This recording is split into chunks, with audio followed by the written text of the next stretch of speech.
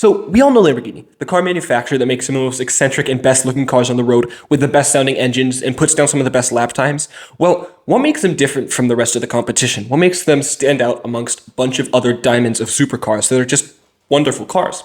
Well, in this video, we're going to look at why Lamborghinis are the greatest supercars ever made and what brought them there. So let's look at the story from the boom clap of the modern V12 to the insult that started it all. This is Boosted Juice. Strap in, because this is going to be a good ride. Let's go.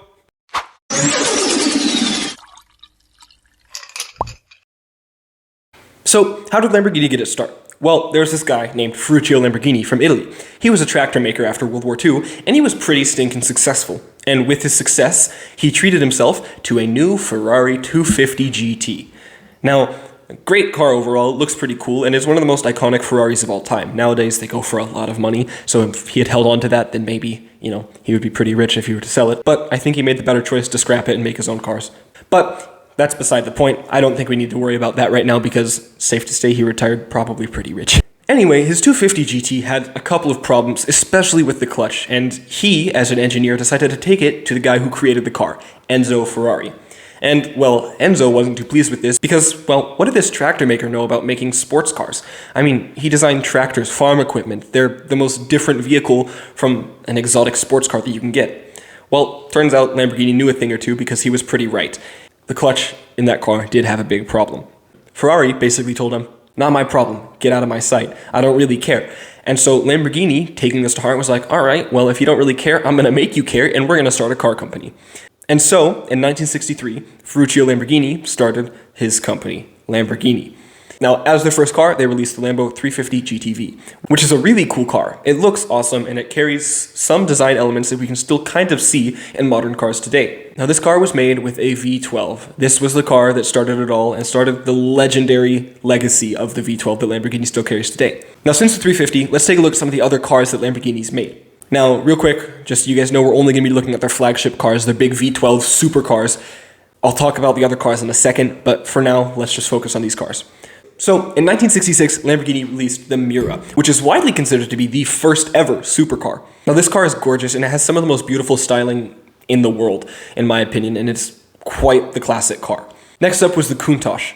Now, the Countach was made between 1974 and 1990, and if you think that the Nissan GTR had a long production run, well, this thing's matching it almost. So, don't complain too much about the GTR because Lamborghini did it for longer. Now, the Countach was offered with the iconic V12, and the Countach was also arguably the first ever dream car that Lamborghini produced. And that's saying something because, well, just 10 years earlier, they were nothing. Fruccio Lamborghini was just trying to make his first sports car. This was the car that people put on their walls on posters and what people dreamed about owning one day. And every flagship that Lamborghini's made since then has kind of held that status as this dream car. Now, next up was the Diablo. It was produced between 1990 and 2001, and it did lose a little bit of the dream car status, but it was still definitely up there, and it's still a really striking car to see. It's a lot wider than you'd think, it's kind of the theme with all Lambos that you see. They're just incredibly big cars, which is really surprising to me. Every time I see one, it's wow. Now, this kept the design language of the Countach, but it toned it down a little bit. Instead of this big brash wing and these huge air vents that were very angular and sharp, it kind of toned it down. But it did keep that iconic wedge shape that Lamborghini still have to this day. Now, after the Diablo, there was the Lamborghini Murcielago, which was produced between 2001 and 2010. The Murcielago definitely reclaimed some of that dream car status that the Diablo lost. And, we can kind of see that with this that's back here. Bring it up for the camera. I've got one back here on the set.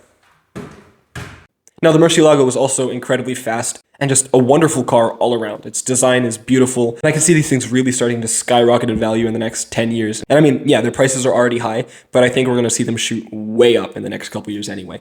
Now, after the Mercy came the Lamborghini Aventador, which is arguably my generation's dream car. It's the Lamborghini that everybody thinks about when you say Lamborghini, or at least for my generation. It's gorgeous and the V12 sounds incredible. It's arguably one of the best sounding engines ever produced, only outdone by cars like the LFA and the Carrera GT, which are just incredible cars in and of themselves and probably deserve their own videos. The Lamborghini Aventador tends to be pretty bulletproof as well. Although, ironically, there are some problems with the clutch.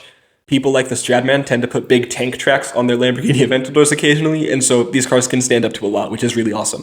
Now, the Aventador was made between 2011 and 2022. That brings up an interesting question. What's Lamborghini going to do for 2023?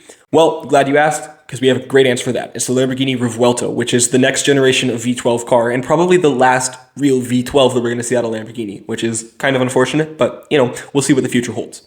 Now, we don't exactly know what's in store for this car. I'm sure there will be an SV and an SVJ and a S, which are going to be absolutely insane cars, but we're really not quite sure yet. Although I am sure that it will create a wonderful legacy like every other Lamborghini on this list has already. So, yeah. Lamborghini also made the Huracan, the Jalpa, the Jarma, the Gallardo, the Espada, the Urraco, and the Islero. I think I'm saying that right. Although none of them were their flagship cars, and so I'm not going to talk all about them in their own videos. Although I probably will do a video in the future about the Lamborghini Huracan and its tuning potential. If you want to see that, comment that down below. Now, let's talk a little bit about Lamborghini's design. Lamborghini has done a really good job of evolving their design language while staying true to its roots, which is something that you don't usually see.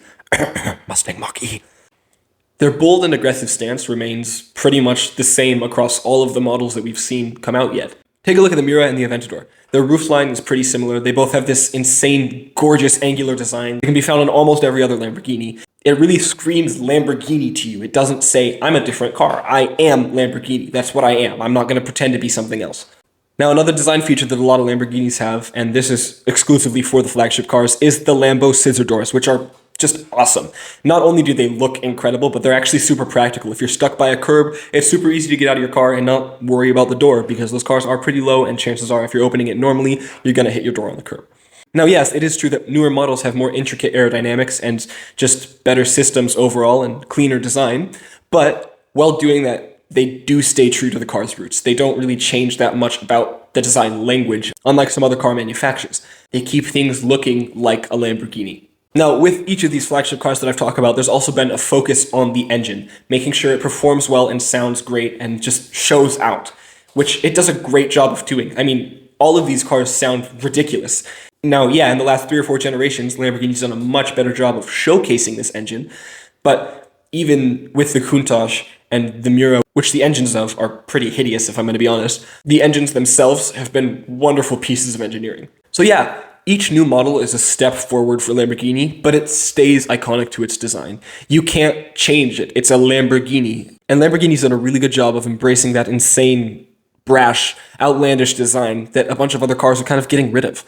What I'm trying to say is that their ability to evolve while keeping the DNA of the original cars is what really sets them apart from a lot of other car brands. Now, before we keep talking about Lamborghini and look into why Lamborghini is so much better than a bunch of other supercar manufacturers, can I real quick ask you to do me a favor? Can you please go hit that like button, but only if you've liked this video. If you haven't, then please tell me what I'm doing wrong and what I can fix for next video. Also, if you have any video suggestions, please put them down in the comments because I will gladly make any video that's being suggested here. One cool thing about Lamborghini that is very different from a bunch of other car brands is that they just did not have a factory racing team until very recently, like surprisingly recently.